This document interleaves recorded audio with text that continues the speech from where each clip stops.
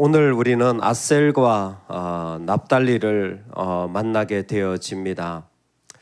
아셀 하면 잊을 수 없는 것이 바로 두시, 두로와 시돈입니다. 이스라엘의 바알 숭배의 출발지가 바로 이 두로와 시돈을 통하여 이스라엘이 우상의 자리에 가게 되어질 만큼 아셀이 받은 땅은 사실은 뿌리 깊은 우상 지역이라고 말할 수 있을 것 같습니다. 그런데 성경에서 아셀에 대하여 오늘도 읽었지만 별로 언급이 없습니다. 어디를 찾아봐도 아셀에 대한 기억은 별로 없어요. 신약시대의 성전에서 예수 그리스도를 품에 안은 선지자 안나가 있는데요, 그 안나가 아셀 지파로 소개되는 것, 그거 외에는 별로 아셀 지파에 대한 존재감이 없습니다. 그런데 유대 전성사에 보면, 주이시 엔클로피다에 보면 이 아셀이야말로 12형제들 가운데 꼭 필요한 형제였다. 왜냐하면 이 아셀이 항상 형제들 간의 조화를 이루어내는 사람이었다라는 거예요. 그러니까 한쪽이 무엇인가 문제가 있고 한쪽이 무엇인가 화가 나고 이러면 그 중재 역할을 하는 사람이 바로 아셀이었다라는 것입니다. 그래서 아셀의 가장 큰 특징이 무엇이냐면 그 사람들의 유익이 무엇인가를 찾아 나서는 지파로 소개하고 있습니다. 참 독특하죠. 하나님께서 아셀에게 그 땅을 주셨을 때 가장 우상이 심한 지역이지만 그들에게 기대한 모습은 무엇이냐면, 다른 지파의 유익을 위하여 이 지파는 무엇이 필요할까? 또 저 지파는 무엇이 필요할까? 그리고 그 가운데 사실 허물과 죄가 있다면 그것을 하나님 앞에 기도하고 고백했다라는 거죠. 대표적인 것이 이 러우벤과 그 서모 빌하의 근친 상간인데, 그것을 고발한 사람이 유대 전성에서는 바로 아셀로 소개하고 있습니다. 이와 같은 이야기들이 이 아셀의 지위를 잘 말해주는데, 아셀이 필요한 것은 그 땅 가운데서 누군가 무엇인가 필요하다면 그 가운데 중간자 역할을 하여서 그 사람들의 필요를 채워가는 일들의 부름을 받은 사람이 아셀이라는 것입니다.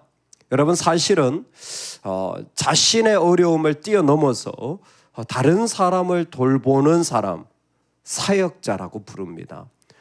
자신의 어려움을 뛰어넘어서 다른 사람을 섬기는 사람, 그 사람들을 종이라고 부릅니다.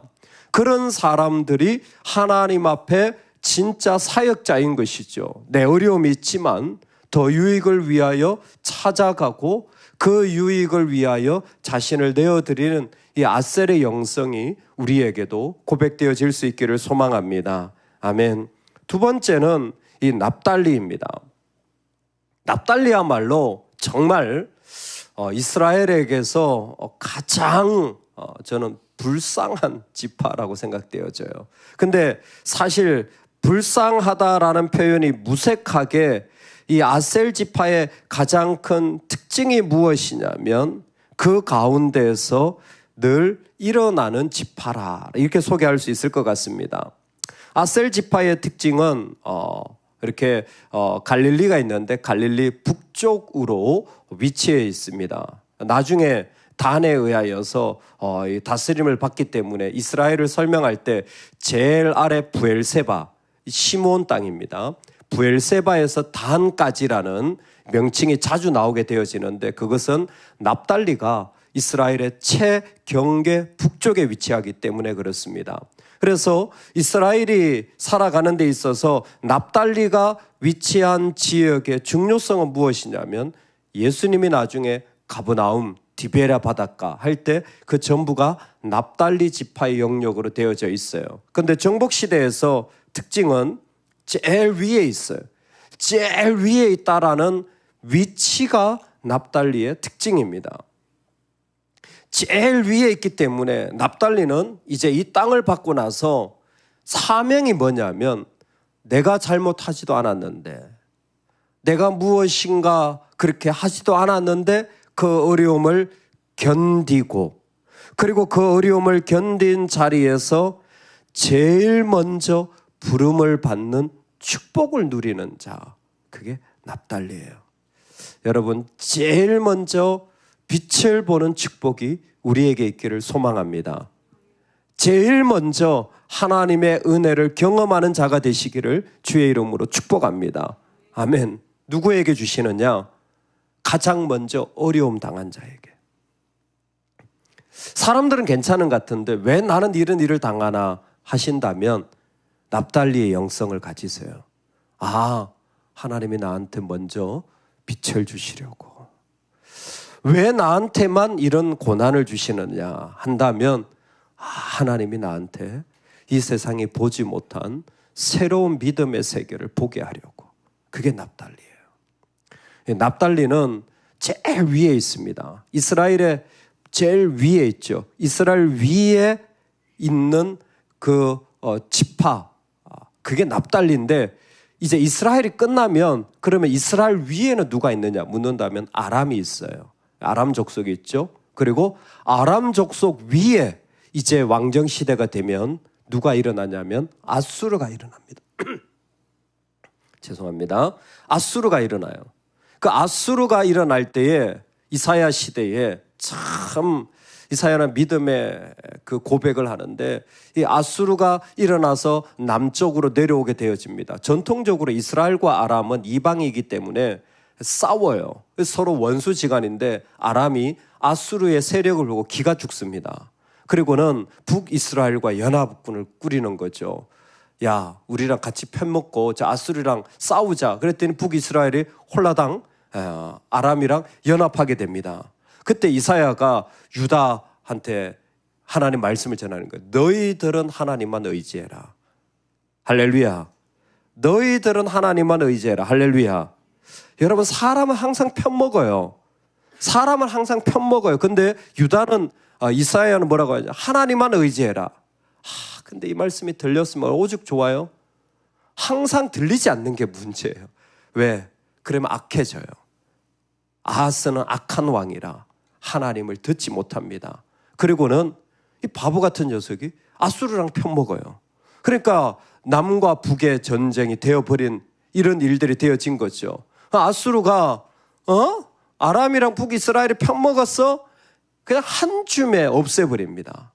그냥 아람을 완전히 짓밟아 버려요. 그랬더니 아람이 부서지니까 가만히 있던 납달리가 제일 이스라엘 북쪽에 있다 보니까 말할 수 없이 전쟁에 휘몰려지게 되어지고 완전히 폐허가 되어져요. 그래서 납달리의 별명이 뭐냐면 이방의 갈릴리예요. 제가 갈릴리 디베라 바닷가 가브나움이 납달리 땅이라고 했잖아요. 이게 원래 이스라엘 땅이에요. 근데 별명이 이방의 갈릴리가 된 게 뭐냐면 하나님이 주신 땅인데 이방 땅이 되어져요. 하나님이 주신 땅인데 이방 땅이 되어져요. 내가 뭘 잘못했느냐? 아니요. 그냥 농사 짓고 물고기 잡고 살았어요. 왜 나한테 이런 어려움이 생기지? 몰라요. 굳이 따지자면 누구 책임을 묻고 누구 책임을 물을 수 있겠지만 납달리는 그런 백성들이 아니에요. 심지어 이방화되어지는 황폐해진 땅을 그들은 지켜나가는 겁니다. 그때 마태복음 4장에 큰 빛을 보았느니라. 예수 그리스도의 사역지로 그 땅을 하나님이 세우신 거예요. 어디?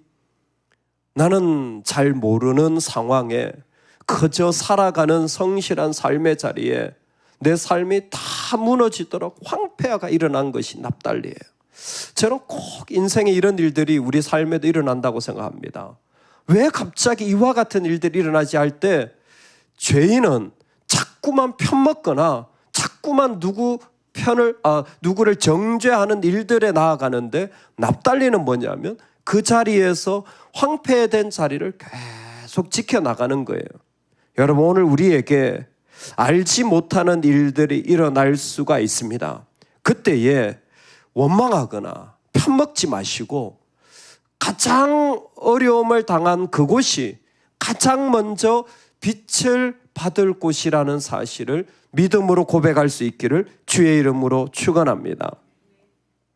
무엇을 잘못해서가 아니라 어떤 일들이 닥쳐져서 어두워진 곳 하나님이 밝게 하여 주십니다. 그래서 데살로니가 교인들에게도 예수님의 재림에 대하여 말씀하실 때 그리스도 안에서 죽은 자들이 먼저 일어나고 그 가운데 먼저 고난당한 자들, 주님 오실 때에 그들이 먼저 일어남을 받게 되어지는 일들이 이 하나님의 계획 가운데는 분명히 있습니다. 내가 알지 못하는 고난을 당할 때에 이제 우리는 그것을 보고 이사야의 고백처럼 추수할 때의 즐거움과 탈취물을 가질 때의 즐거움과 같이 그들이 주 앞에서 즐거워할 것이라. 할렐루야. 할렐루야. 와, 이런 영성이 우리에게 일어날 수 있기를 소망합니다.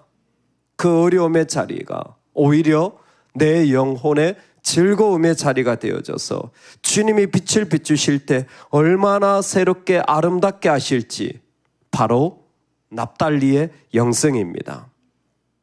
납달리는 지금부터 계속해서 정복당하고 어려움 당하는 지파로 소개될 거예요. 조금 있으면 이제 다한에 의해서 형제지간이거든요. 다한에 의하여서 그냥 자신의 존재감 자체가 사라지게 되어져요. 참 인간적으로 보면 얘기할 게 너무 많은 거예요. 그런데 납달리는 그냥 다한에게 내어줘요. 이방에 와서 다 무너뜨리면 그냥 그 상태로 살아가요. 계속. 근데 예수님이 그 땅에서 사역하시는 거예요. 예수님이 그곳에서 역사하시는 겁니다. 여러분, 다 무너져도 괜찮은 십자가의 사람이 됩시다. 다 내어줘도 괜찮은 우리 예수의 사람이 됩시다. 이 땅을 살아가면서 정말 한 해라도 하나님 나는 다 잃어버려져도 주님으로 즐거워하는 사람입니다. 조금만 손해보고 조금만 어렵고 조금만 무시당하면 참지 못하는 사람이 아니라 정말 예수 그리스도를 닮은 영성 오늘 우리에게 가득하기를 주의 이름으로 축복합니다. 아멘, 아멘.